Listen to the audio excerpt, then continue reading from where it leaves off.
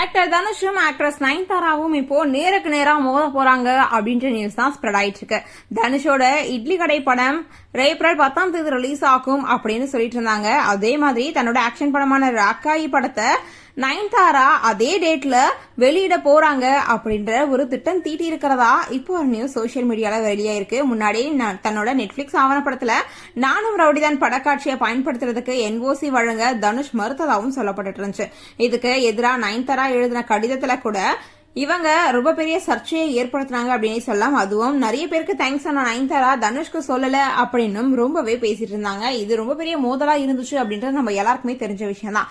இந்த நிலையில தான் ஏப்ரல் 10 இட்லி கடை அண்ட் ராக்காய் 2 படமும் ஒன்னா ரிலீஸ் ஆக போகுது அப்படின்ற ஒரு அனௌன்ஸ்மெண்ட் இருந்திருக்கு. ஆனா இது கரெக்டா அப்படின்றது தெரியல. இதை நம்ம வெயிட் பண்ணி தான் பார்க்கணும். அது மட்டும் இல்லாம ஏற்கனவே ஆவணப்படம் ரிலீஸ் ஆனதுல இவங்க 2 பேருக்கும் முட்டி மோதிட்டு இருக்காங்க அப்படின்ற ஒரு சந்தர்ப்பத்துல ஒருவேளை நயன்தாரா அதுக்காகவே இப்போ ஏப்ரல் 10 ராக்காய் படத்தை ரிலீஸ் பண்ணலாம் அப்படின்னு சொல்லியிருப்பாங்களோ அப்படின்ற மாதிரியும் இப்போ கமெண்ட் சொல்லிட்டு இருக்காங்க.